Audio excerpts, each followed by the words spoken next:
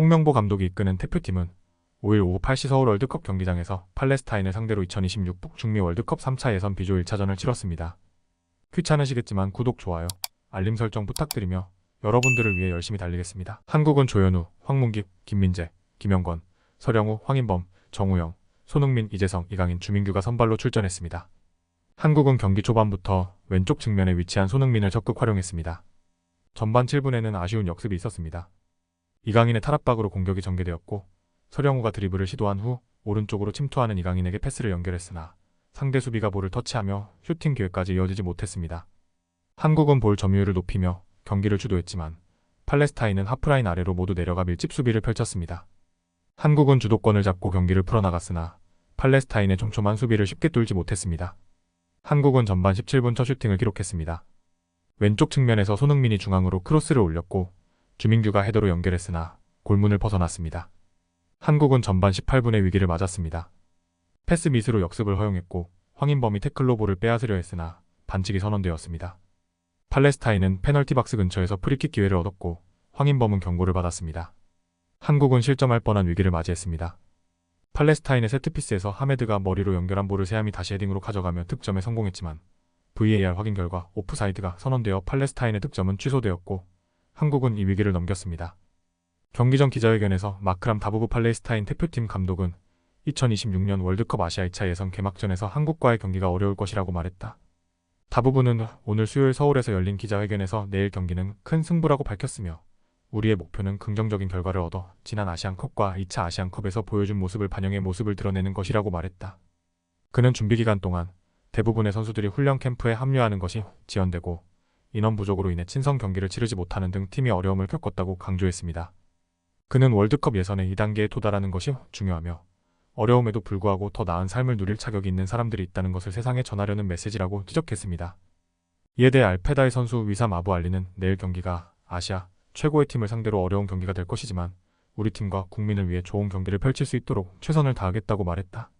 그는 국가대표팀에는 훌륭한 선수 그룹이 있으며 우리 모두는 가족으로서 월드컵 출전 자격을 얻고 국민들에게 기쁨을 주기 위해 노력하고 있다고 말했습니다. 내일 알페다이와 두 번째 경기를 치르는 아부 알리는 이번 아시아 예선에서 가장 많은 승점을 얻기 위해 노력하겠다고 밝혔다. 최근 대한축구협회는 축구계 안팎에서 압박을 받고 있습니다. 지난 7월 홍명보 감독을 내정하면서 발생한 논란이 여전히 가라앉지 않고 있는 모양새입니다. 축구팬들은 다른 감독 후보들과는 다른 절차를 거친 축구협회의 결정과 이를 받아들인 홍명보 감독에게 냉랭한 반응을 보였습니다. 이임생 기술발전위원장이 사실상 이를 시인하는 듯한 기자회견을 하면서 비판의 목소리는 더욱 커졌습니다. 홍명보 감독은 오는 24일 국회 문화체육관광위원회에 정몽규 회장과 함께 출석하라는 명령을 받았습니다. 유인촌 문화체육관광부 장관은 축구협회에 대해 여러 차례 칼날 어린 발언을 내놓았고 대표팀 감독 선임 외에도 여러 문제점이 있다며 국회에서 이를 엄중히 다룰 것임을 밝혔습니다. 이러한 상황 속에서 팔레스타인전은 쉽게 매진되지 않았습니다.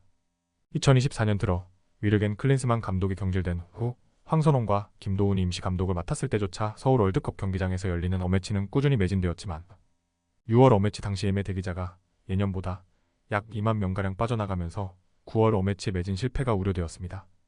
결국 매진 실패는 현실이 되었습니다.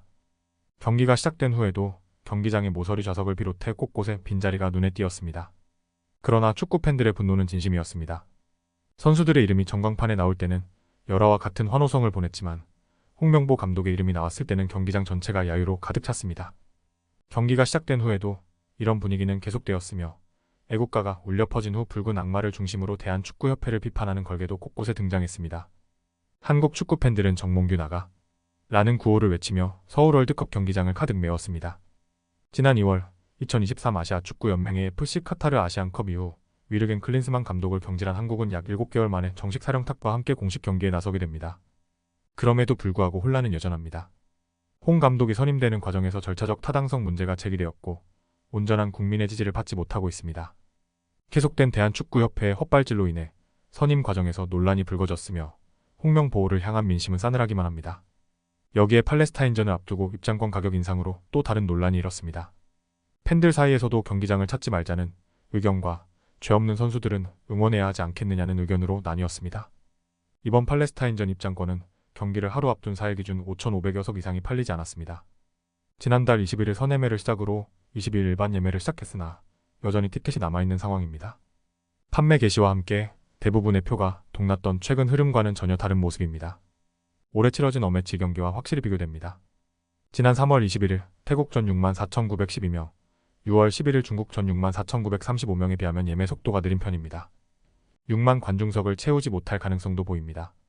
지난해로 범위를 넓혀보아도 10월 13일 튀니지전 5만 9,018명에서만 6만 명을 채우지 못했습니다.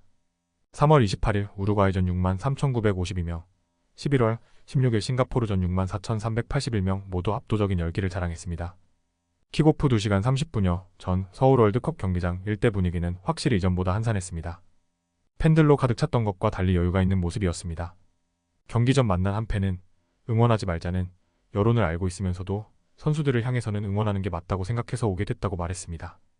그는 협회를 향한 논란에 대해서는 어느 한 부분만 고쳐진다고 해결되는 게 아니어서 답답하다라면서 감독 문제뿐만 아니라 전체적으로 많이 바뀌었으면 한다라고 밝혔습니다.